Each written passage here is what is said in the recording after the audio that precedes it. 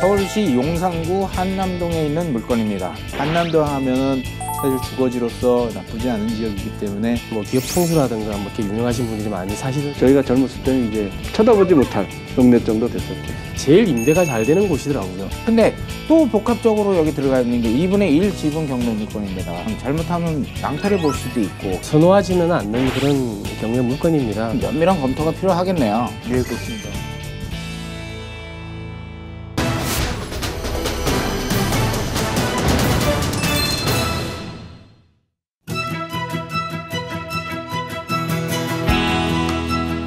당신의 경제를 살리는 부동산 투자의 모든 것, 안록현의 부동산 물건 분석에서 시작됩니다. 안녕하세요. 진행을 맡은 안록현입니다. 오늘도 시청자 여러분들의 부동산 투자의 이해를 돕고자 부동산 전문가들과 함께하고 있는데요. 우선 부동산 법률 분석과 사업성 분석을 책임지고 있는 이종걸 강치현 전문위원이십니다. 계속해서 부동산 금융 분석과 건축 분야를 책임지고 있는 손용만 박상준 전문위원이십니다. 오늘도 다양한 분석을 부탁드리며 패널분들을 모시고 본격적으로 프로그램을 시작하도록 하겠습니다.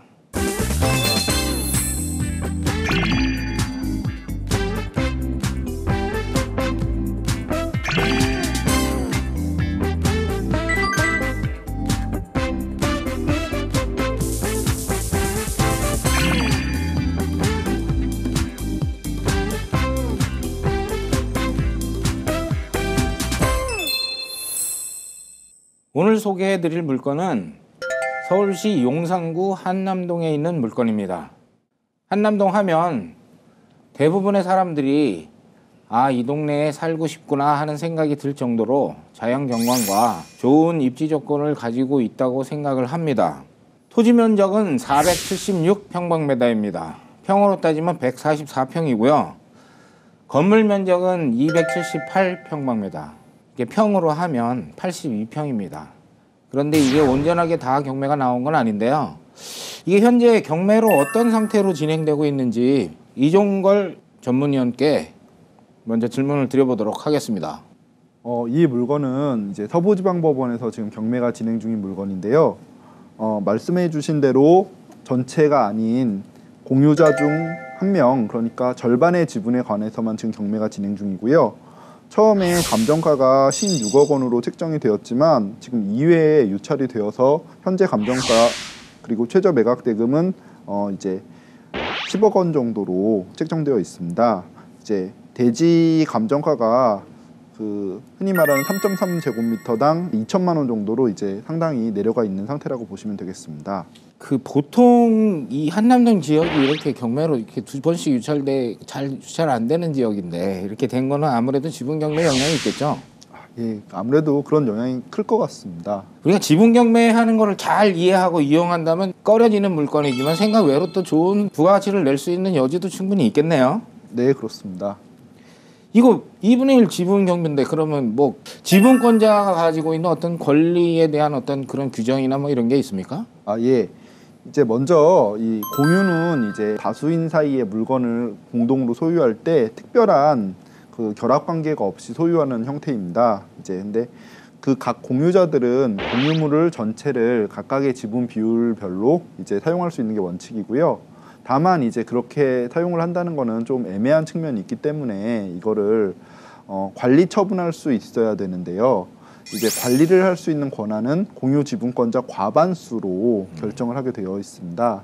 그러니까 여기서 과반수는 이제 50%가 아니고 51% 이상이어야 되기 때문에 이 건 같은 경우에는 과반수가 없고 둘 다 소수 지분권자라고 보시면 되겠습니다. 그러니까 저는 좀 궁금한 게 그래서 과반을 갖고 있는 자라고 한다면 지금 같은 경우에는 이제 50%니까 뭐 별대로 합의를 하면 될 것 같은데 가끔 보면은 그런 경우를 많이 보거든요. 뭐 한 3분의 1, 뭐 4분의 1이 상속돼 있는 경우, 그렇죠. 상속돼 있어서 부동산을 뭐 매각을 한다든지 이 경우에 그러면 소수 권리자는 다수 권리자한테 계속 의도대로 가야 되면 사실 굉장히 부담스럽거든요. 그렇죠. 예. 그럼 뭐 소수 권리자가 갖고서는 어떤 행위를 하거나 아니면 권리를 찾을 수 있는 방법들은 좀 있나요? 예, 먼저 소수 지분권자라고 하더라도 앞서 말씀드린 것처럼 공유물 전체를 자신의 지분 비율로 사용할 수 있기 때문에 이 공유물을 이제 다수 지분권자가 뭐 임대를 주기로 결정했다 그러면은 그 임대료 중에 뭐 아까 말씀하신 대로 3분의 1 지분권자라면 3분의 1은 이제 소수 지분권자가 가져갈 수 있는 권리가 되고요. 다만 이제 자기가 적극적으로 주도적으로 할 수 없는 게 형편이다 보니까 관리 처분을 못 하다 보니까 이제 자기는 이제 지분을 팔아버리고 탈퇴를 할 수가 있는데 이제 그런 경우 이제 공유물을 이제 매각해서 자신의 지분만큼의 그걸 돈으로 달라고 그럴 수 있는 권리가 있습니다. 네. 관리를 할 수 있는 권한은 과반수 이상이라고 그랬지 않습니까? 그러면 이제 51% 지분을 50.1% 됩니까? 50.1%도 되죠. 어쨌든 50만 넘으면 되는 거네요. 50을 그러니까 초과하면 되는 겁니다. 아, 예. 근데 요거는 딱 그냥 2분의 1 딱 해놓으니까 이제 이럴 경우에는 보통 어떻게 예를 들어서 뭐 1년이면 2년, 2년이면 2년 뭐 이렇게 해놓고 그동안은 이쪽에서 했다가 뭐 나머지 2년은 이쪽에서 했다가 뭐 이렇게 될 수도 있는 겁니까? 예, 이제 그 말씀하신 방법대로 뭐 할 수 있는데요. 왜냐하면 이제 먼저 자기들끼리 정하기가 나름이기 때문에요. 정한 대로 그게 합의가 이루어지면 합의대로 하는 것이고요. 합의가 안 이루어질 경우에 이제 다수 지분권자의 마음대로 하는 거거든요. 그래서 이 건 같은 경우에는 둘 다 뭐 혼자는 할 수가 없기 때문에 두 분이서 이제 다 협의를 해서 그 합의한 대로만 이제 할 수 있을 것 같습니다. 남산 지역 아니겠습니까? 예. 이게 뭐 세계에서도 이 남산하면 아주 그 유명한 또 더군다나 남산 타워도 있고 이런데 그냥 집을 짓는 데는 좀 규제가 많을 것 같은데. 예, 여기는 지금 일종 일반 주거 지역하고 그 남산하고 가깝다 보니까 이제 자연 경관지구로 따로 또 지정이 되어 있습니다. 그래서 여기서 이제 일종 주거 지역에서의 건축 규제보다도 좀 더 강화된 건축 규제를 받고 있는 거죠. 네. 그 자연경관지구라는 게 그거를 정의해서 얘기한다면 뭐라고 얘기할 수 있을까요? 예, 국토계획 이용에 관한 법률에 보면 이제 경관지구라고 나와 있습니다. 근데 그 경관지구 중에 이제 첫 번째가 자연경관지구고요. 네.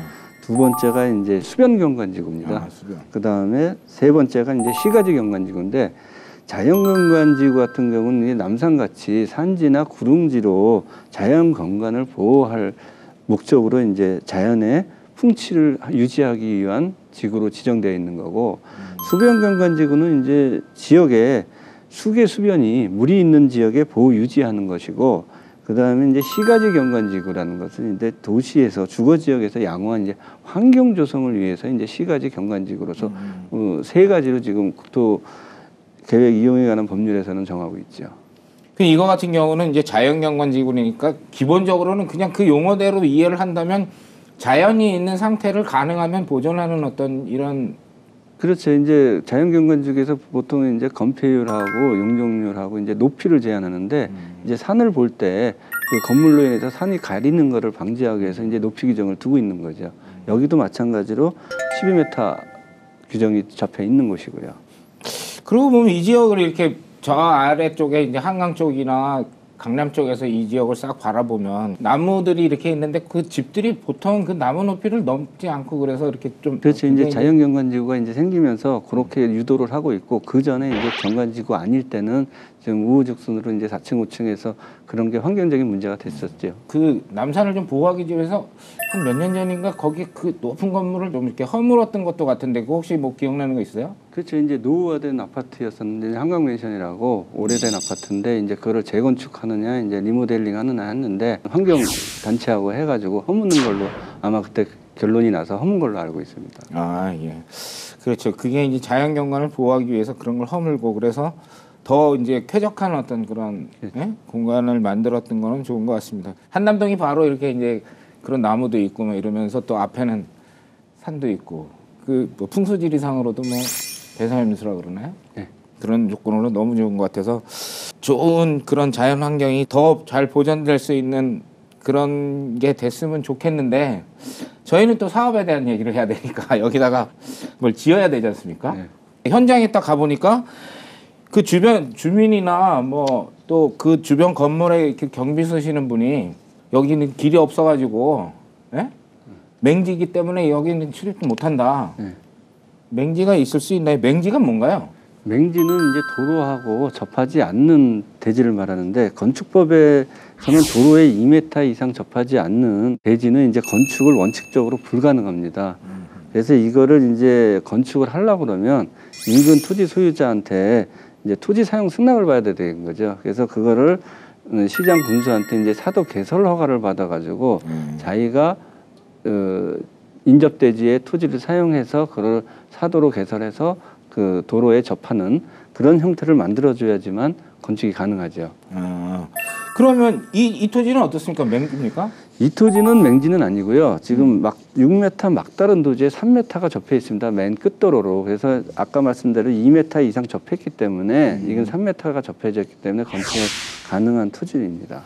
그러면 자연경관지이고 일종 일반주거지역 그 요건에만 잘 맞춰서 지으면 지장은 없다는 얘기네요. 예, 그렇습니다. 현장에 가서 보면 또 이게 경사가 이렇게 있고 좀 높이 있어가지고 사실은 거기가 막다른 길이라고 이렇게 생각이 안 되고 오히려 그게 더 그 집을 돋보이게 하는 뭐 이렇게 좀 그 외관 모양은 좀 이래가지고 사실 보기는 되게 좋던데. 현장에 가보면 이제 인접지하고 현관을 같이 쓰는 형태로 돼 있어가지고 그게 그 파도같이 보이는데 이제 그 부분은 이제 726, 419번지 필지로 돼 있기 때문에 자기가 쓰는 것이고 반은 또 인접지에서 쓰는 것으로 돼 있죠. 반 부분이 어쨌든 2m 이상 접했기 때문에 예, 그렇습니다. 건축하는 데는 예.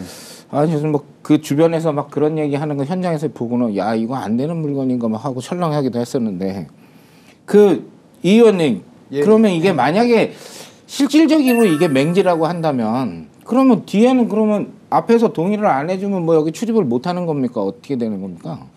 일단 출입은 할 수가 있습니다. 왜냐하면은 우리 민법에서 이제 이런 맹지 같은 땅도 이용을 할 수 있게 해주기 위해서 주의토지 통행권이라는 권리를 주고 있는데요. 이거는 이제 그 지역권 같은 건 아니고 소유권에 이제 부수되어 있는 소유권의 어떤 내용이라고 보시면 됩니다.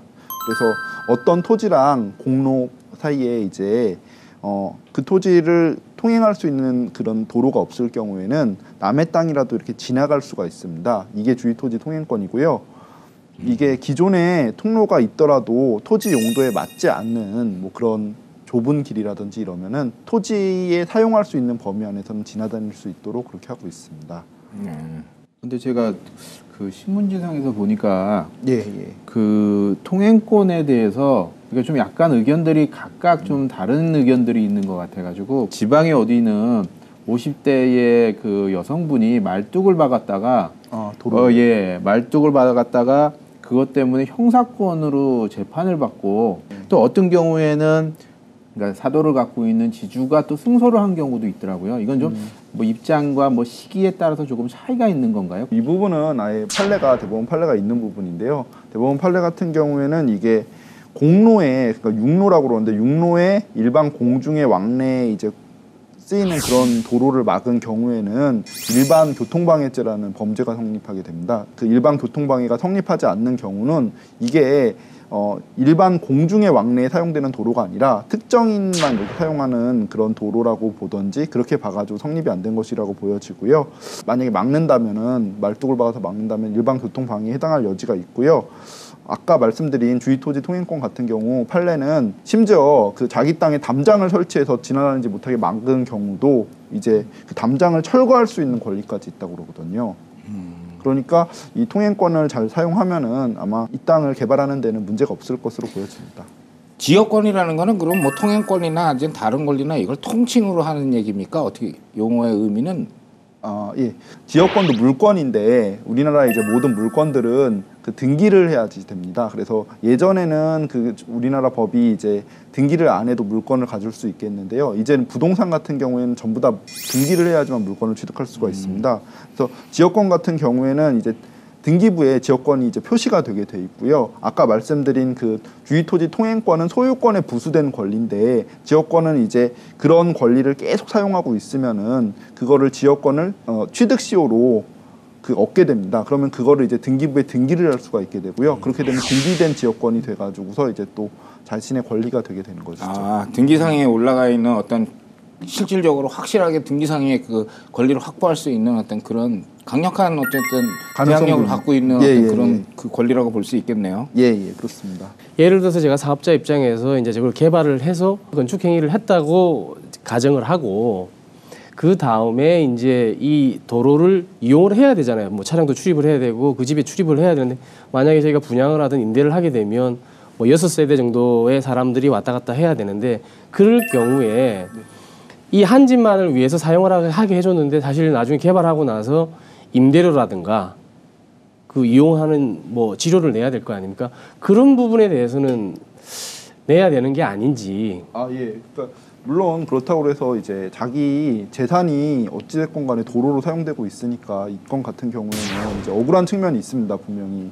근데 도로로 이미 사용이 되고 있기 때문에 이 건 같은 경우에는 그 도로를 이제 사용하게 해줄 의무가 이제 지자체에 있는 거거든요. 그 도로를 개설하게 해주는. 그렇기 때문에 지자체를 상대로 이 도로를 아예 니네가 사가라, 이 땅을 사가라고 매수 청구를 한다든지 아니면은 이제 그 땅을 매수 청구를 못 하겠으면 사용료를 지자체로부터 받을 수가 있습니다.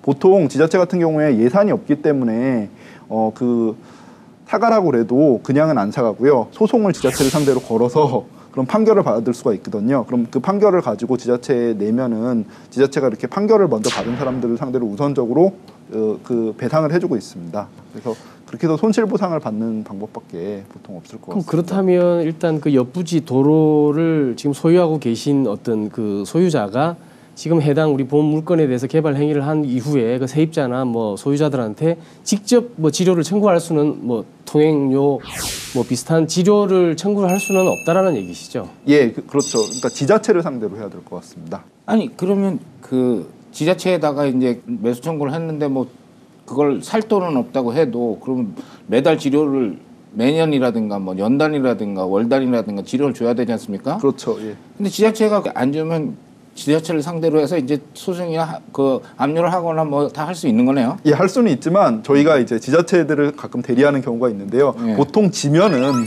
다 돈을 줍니다. 지자체에서는. 그렇죠. 예, 그런 일을 방지하기 위해서 국가나 지자체 같은 단체들은 보통 판결 결과에 따라서 바로바로 돈을 주기 때문에 예, 이게 돈이 없어서 그런 거지 주기가 싫어서 그런 건 아니거든요. 예. 아니 뭐 개인도 마찬가지입니다. 세금 같은 게 문제가 걸려가지고 내고 싶은데 안 내면 뭐 국가에서 아주 하는거나 뭐 반대 입장이나 어차피 마찬가지 아니냐 하면서 그 혹시 시청자들께서도 뭐 그런 거에 좀 억울한 생각이 있었으면 한번 풀어봤으면 해서 지금 말씀드린 겁니다. 왜냐하면 분명히 이건 분양을 하거나 임대를 하는 경우에 굉장히 중요한 문제거든요. 어쨌든 뭐 공동으로 사용하다 보니까 관리비를 내든지 뭐 매달 내든지 아니면 연 단위로 뭐 사용료를 내줘야 되는 부분이기 때문에 추가 비용이 드는 거기 때문에 맞습니다. 굉장히 중요한 부분이기 때문에 그런데 이제 어쨌든 이 건 같은 경우에는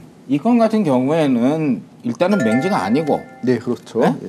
이거는 도시계획 상에도 이미 기본은 도로가 있는 거 아닙니까? 예, 있습니다. 도로로 이미 돼 있는데 혹시 그게 개인 땅이라면 어차피 그건 지자체에서 해결해 줘야 되는 문제이기 때문에 여기에 이제 공동주택이나 뭐 이런 거 해가지고 들어간다고 해도 개개인이 여기에서 뭐 매년이나 혹시 매달 뭐 지료를 내야 되거나 이건 아니지 않습니까? 예, 그렇습니다. 이 2분의 1 공동지분자가 어디 친인척이거나 뭐 그 인척관계 아닙니까? 제가 등기부를 열람해 보니까 뭐 단정할 수는 없지만 두 분이 이제 나이대도 비슷하고 그 다음에 또 주소가 같더라고요. 그 말은 이제 같은 동거인이란 얘기인데 그럼 가족이신 것 같고 아마 부부신 걸로 추정이 됩니다. 그래서 부부 중에 지금 한 분만 경매가 나온 것으로 보이고요. 그러면 이제 어쨌든 서로 잘 알고 있는 사람들이 가지고 있던 토지를 만약에 이제 2분의 1을 매수를 하게 되면 상당히 이제 그 껄끄러운 관계가 될 수도 있겠네요. 아, 그렇죠. 아무래도 좀 그럴 수가 있겠죠. 예. 문제는 이렇게 2분의 1이 있는데 이거를 뭐 잘라서 사용하자 하기에는 지금 이거 같은 경우는 이제 들어가는 입구가 이제 일방이 너무 손해를 볼 가능성이 있고 그렇죠. 반으로 네. 나누면 그렇죠. 입구가 있는 쪽이 당연히 예.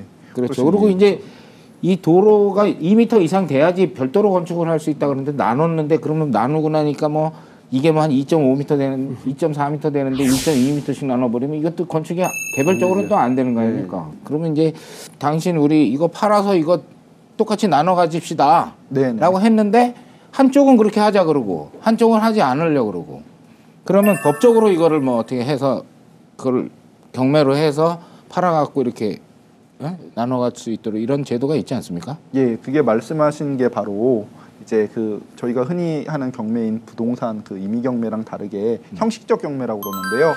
이거는 이제 민법이나 상법 그 밖에 기타 법률에 의해서 이렇게 분할 청구나 아니면 경매를 청구할 수 있는 권리가 있는 경우에 하는 경매고요. 말씀하신 것 같이 공유 지분권자가 이제 공유물을 팔아가지고서 자기가 돈으로 받기 위한 그런 경매들이 이제 환가에 의한 경매라고, 환가를 위한 경매라고 그럽니다. 네, 환가를 위한 경매. 예, 환가를 위한 이 경매인데요. 이런 경우에는 이제 법원에 이제 환가를 위한 경매 신청을 하게 되고요. 이제 법원이 이제 공유물을 팔아가지고서 그 매각한 대금에서 이제 반씩 지분 비율별로 나눠주게 됩니다. 그래서 아마 그렇게 해가지고서 이제 협의가 안 될 경우에는 결국 돈을 받을 수밖에 없겠죠. 근데 그러면 소수 지분을 갖고 있는 사람이 여기는 이제 반반이니까 사실은 예.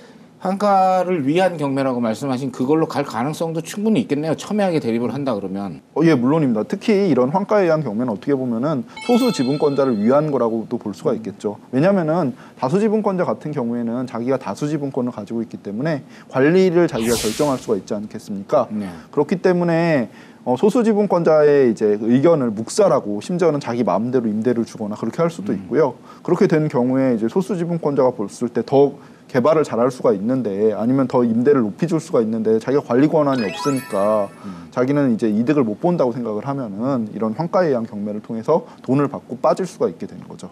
경매를 하지 않고 만약에 예를 들어서 환가를 해서 감정가가 나오면 당신이 내 지분을 이 돈으로 사시오.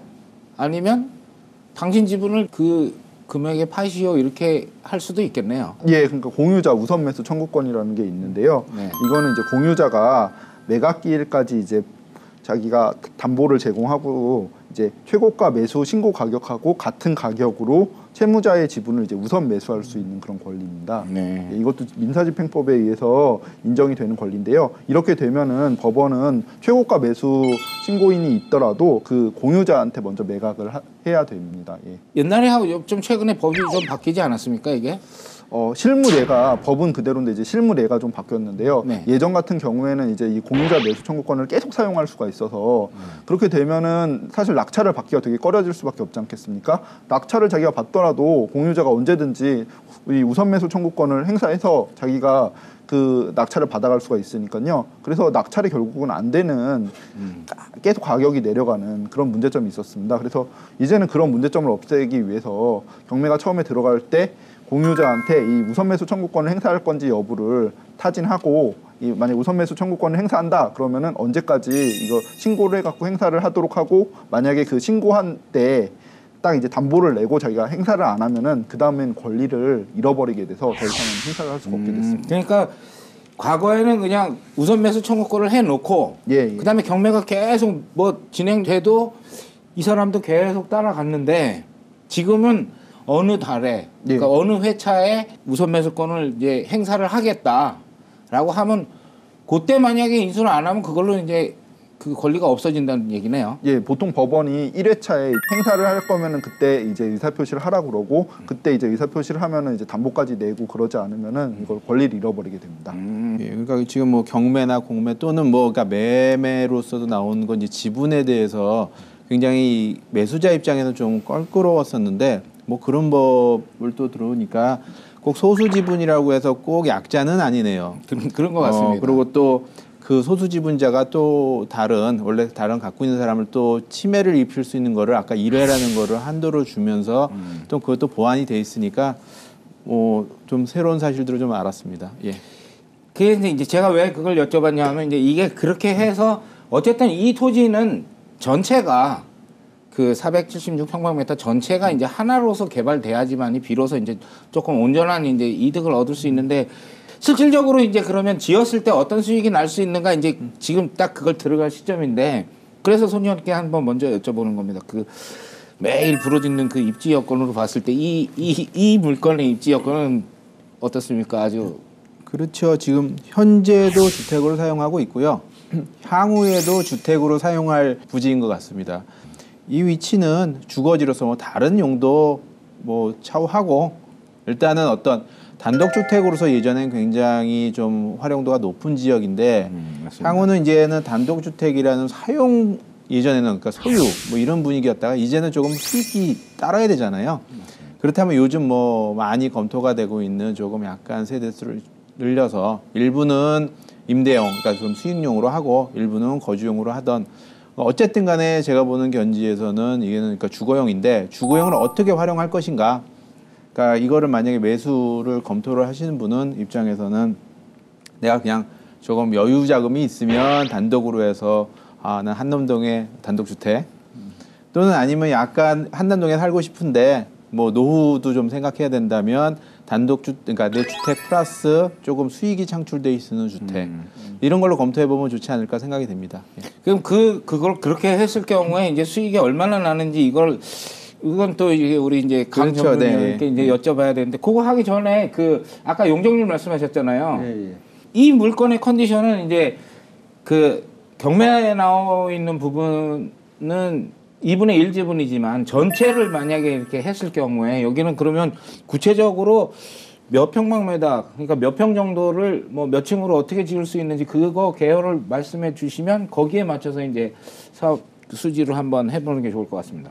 예, 여기 이제 대지가 이제 고조차가 좀 있어요. 이쪽에는. 그래가지고 지금 북쪽으로 남쪽으로 한 6m가 있고 그다음에 서쪽으로 4m가 있어 대지가 이제 높게 돼 있어요. 그 현장에 가보시면 이제 옹벽이 쳐져 있어가지고 인접지하고 이제 높게 한 4m가 돼 있기 때문에 이제 출입을 이제 지하층으로 해가지고 하면은 이제 지하층에서 일부 복층형으로 일부 창고나 일부 서재 같은 걸 쓸 수 있는 공간이 마련되기 때문에 1층을 지금 복층형으로 하고 2, 3층은 일반 다세대로 했을 때 일단은 전체 연면적은 한 210평 정도가 나오고요.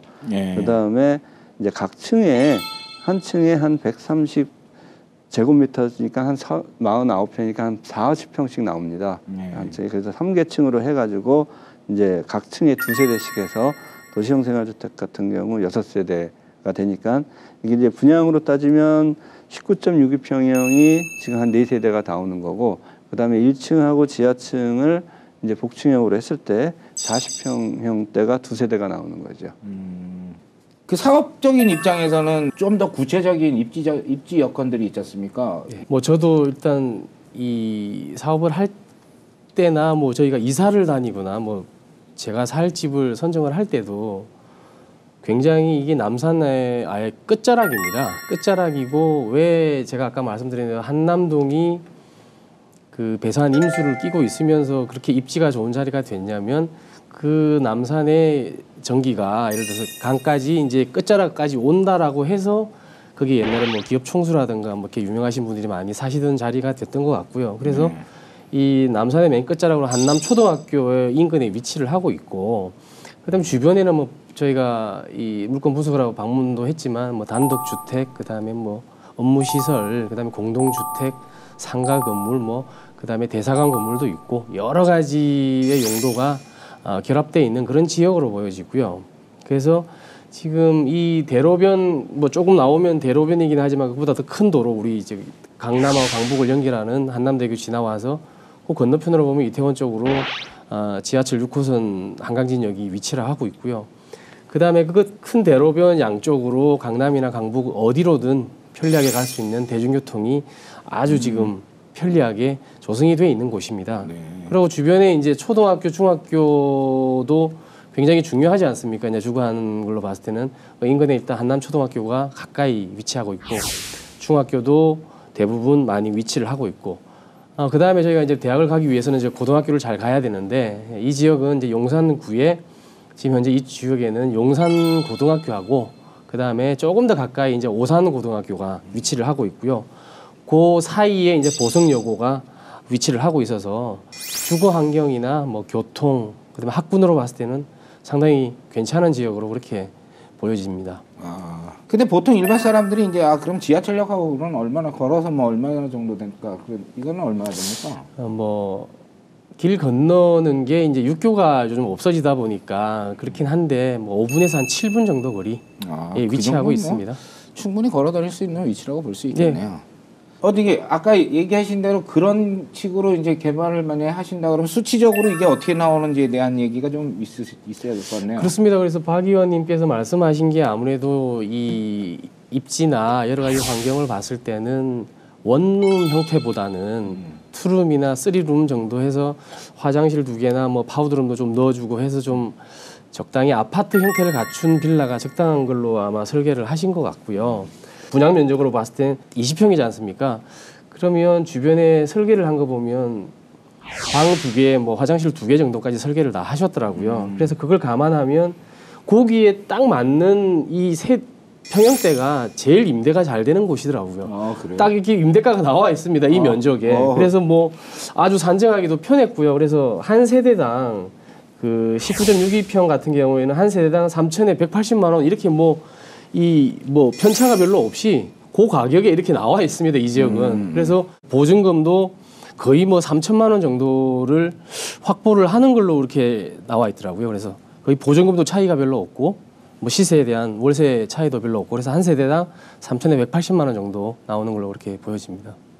그럼 뭐 이게 총액으로 하면 어쨌든 한 1억 8천에 1,120만 원 정도가 수익이 나오니까 어쨌든 이거를 사서 뭐 같이 공동으로 개발한다 그러면 보증금 1억에 560만 원 나온다는 얘기네요.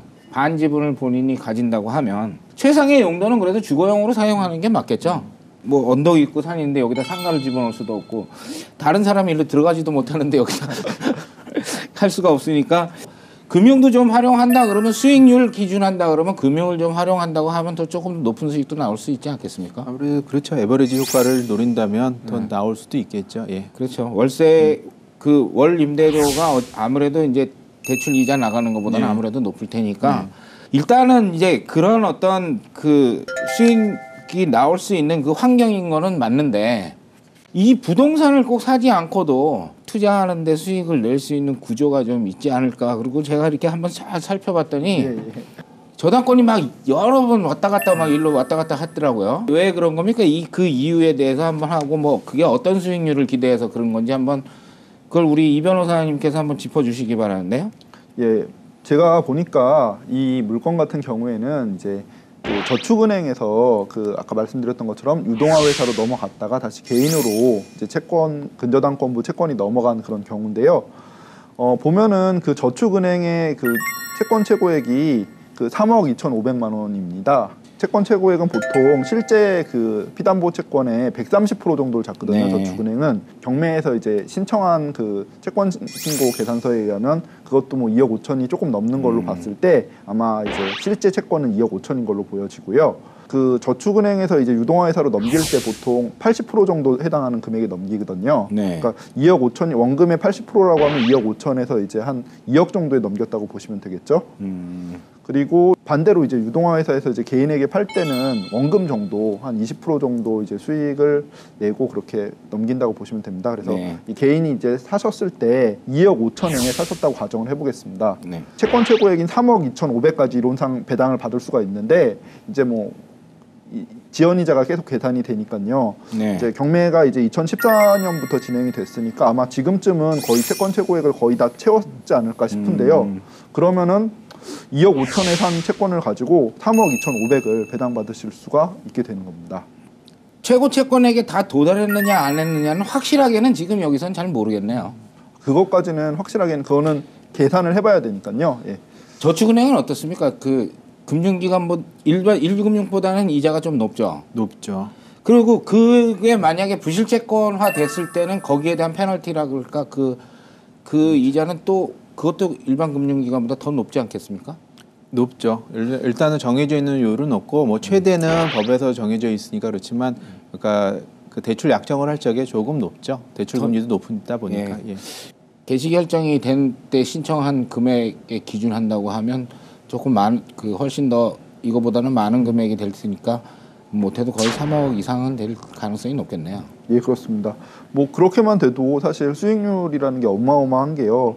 뭐 이 건 같은 경우에는 보면 개인이 이제 채권을 매입할 때 다 자기 돈으로 한 게 아니라 이제 아무래도 대출을 받아가지고서 이걸 또 매입하신 것 같거든요. 왜냐하면 이게 근저당권의 질권이 설정되어 있는데요. 네. 그런 점을 볼 때 이제 2억 5천의 채권을 매입할 때 2억 원을 이제 빌려가지고서 남의 돈을 하고 자기 돈은 이제 5천만 썼다. 그러면은 그 2억 뭐 1년 동안 이게 경매가 설사 진행된다고 하더라도 지분 경매니까 2억에 대한 이자 뭐 4% 하면 800만 원이지 않겠습니까? 그렇죠. 3억 2,500을 다 받는다고 그러면은 이게 7,500의 차익인데 뭐 이자를 빼고도 5,700만 원의 수익이 나니까 100%가 넘는 수익률을 이렇게 낼 수 있는 그런 경우가 되겠습니다. 이게 뭐 여기서 액면상으로 만약에 근저당의 최고 채권액이 잡혀 있는 걸 다 받고 본인이 만약에 2억 5천에 샀다면 7,500만 원의 차이가 있는데 그렇죠. 이 그 저축은행에서 유동화 회사로 넘어갔다가 그다음에 이게 개인한테로 넘어간 거 아니겠습니까? 네, 그렇습니다. 근데 그 넘어간 시기가 아마 이제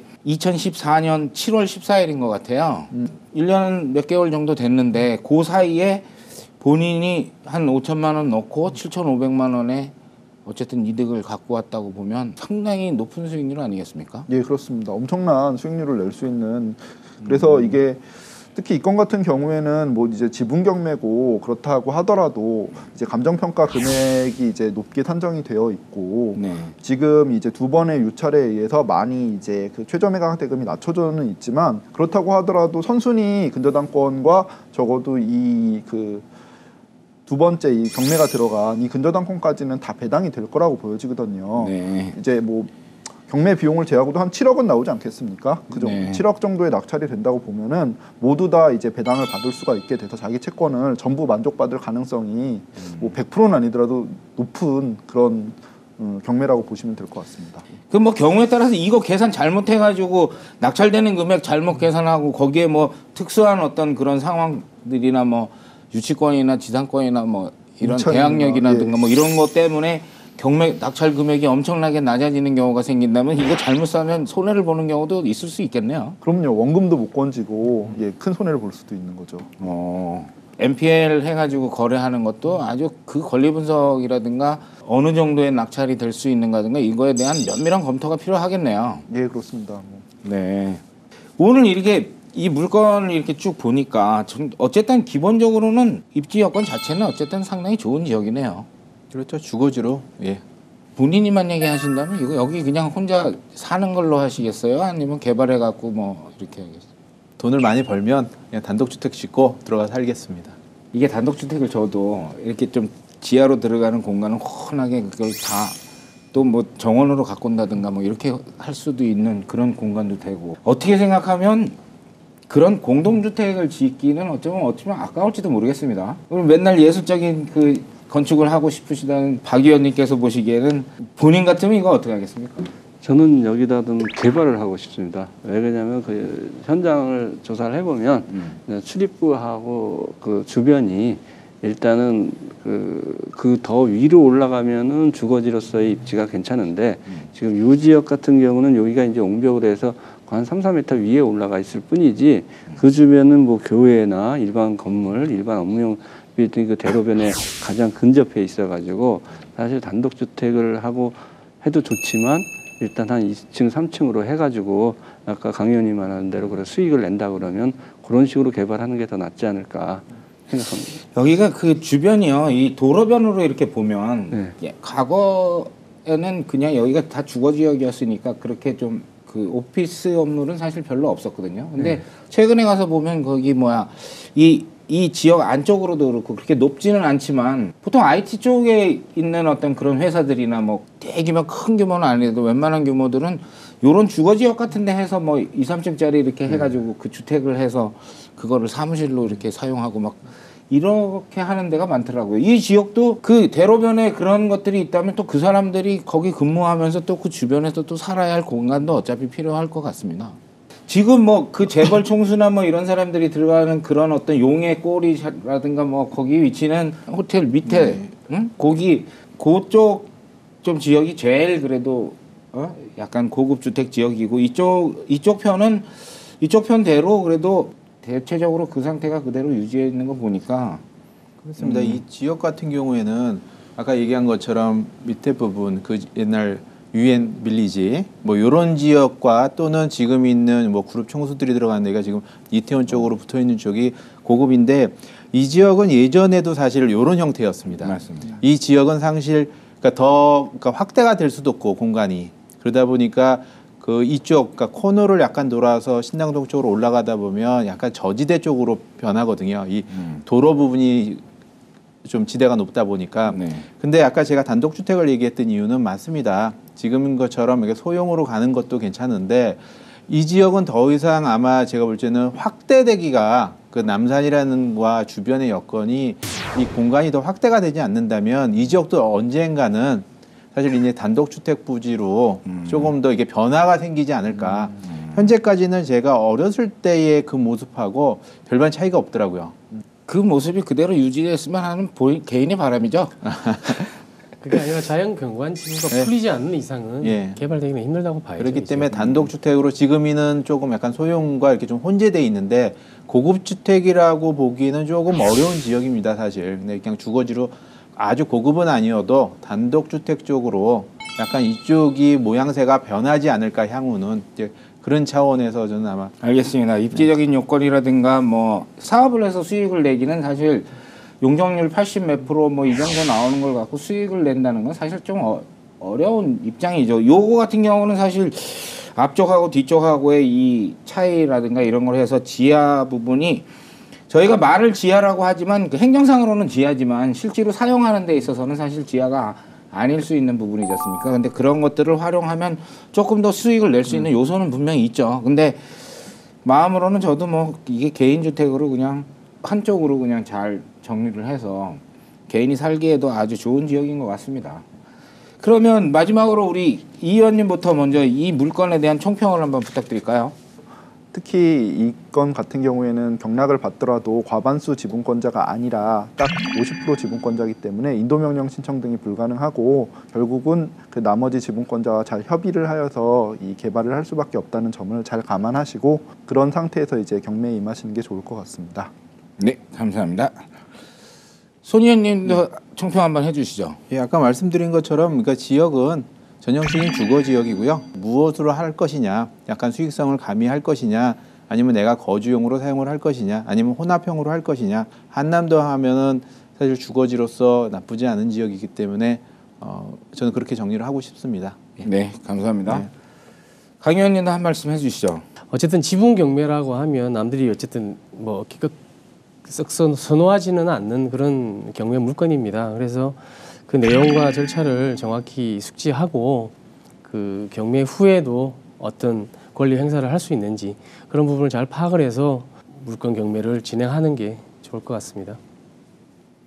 박 의원님 한 말씀 해주시죠. 예, 여기는 이제 자연 경관지구로서 대지가 고저차가 있기 때문에 그 고저차를 잘 이용하여 단독주택이 됐건 다세대가 주택이 됐건 건축물을 안 친다 그러면 다른 건축물보다 입지 환경이 더 양호하지 않을까 생각됩니다. 네.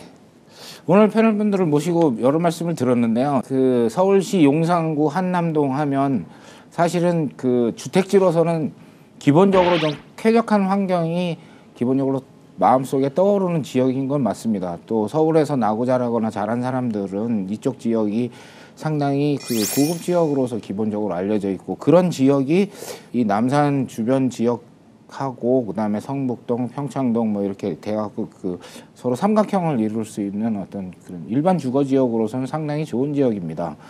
그런데 요 물건은 이제 2분의 1 지분이 경매가 나오다 보니까 그런 부분에 대해서 자기 스스로가 그 권리에 대한 그 이해를 철저하게 하지 않으면 잘못하면 낭패를 볼 수도 있고 경우에 따라서는 또 생각지도 않는 이득을 볼 수 있는 그런 요소도 있습니다. 서울 시내 일종 일반 주거 지역이 일반적으로 갖는 용적률이 150% 정도 됩니다. 여긴 또 자연경관지구이기 때문에 그런 어떤 제약이라든가 이런 걸 따지게 되면 용적률이 80 몇 프로밖에 안 됩니다. 사업을 진행하기에 수지 분석을 내기에는 사실 조금 곤란한 부분이 있죠. 용도 부분에 있어서는 조금 더 면밀한 검토가 분명히 필요한 물건입니다. 근데 또 복합적으로 여기 들어가 있는 게 일반 경매 물건인데다가 또 2분의 1 지분 경매 물건인데다가 사실은 여기는 또 어떤 개인이 그 NPL 투자를 한 물건입니다. 근데 이런 물건을 잘 만약에 이해를 하게 된다면 그 사람이 왜 NPL 물건을 투자를 하고 어느 정도의 이득을 가지고 갔느냐 이런 거를 만약에 이해할 수 있다면 다른 물건에서 또 비슷한 물건이 나왔을 때 그 시청자분들께서도 어쨌든 그런 그 적정한 투자를 해서 그런 안정적인 어떤 수익을 얻을 수 있는 그런 요소가 분명히 있습니다. 제가 그 볼 때 이 물건의 최고 위너는 현재까지는 그 NPL을 매입한 개인이 아닌가 싶습니다. 경매로 이게 아무리 지분 경매라고 해서 아무리 낮게 낙찰되더라도 7억 밑으로만 내려가지 않는다고 하면 이 NPL 투자자는 자기가 투자한 거에 100% 이상의 어떤 수익률을 낼 수가 있기 때문에 그런 부분도 간과하지 마시고 이 투자를 어떤 특정한 물건을 봤을 때 투자를 하는 데 있어서는 다양한 방법을 항상 고려하시기를 바라겠습니다. 도중에 포기하지 마라. 망설이지 마라. 최후의 성공을 거둘 때까지 밀고 나가자 라는 말이 있습니다. 경매에는 복합적인 문제를 많이 가지고 있기 마련입니다. 어려운 문제를 해결할수록 부동산의 가치는 상승한다는 얘기가 되겠죠. 공부하고 계획해서 성공을 이루시길 바랍니다. 누구나 할 수 있지만 결코 쉽지 않은 부동산 투자의 모든 것, 안록현의 부동산 물건 분석이 함께하겠습니다. 오늘 준비한 내용은 여기까지고요. 다음 시간에도 좋은 부동산 물건을 선정해 풍성한 정보를 드리도록 하겠습니다. 감사합니다.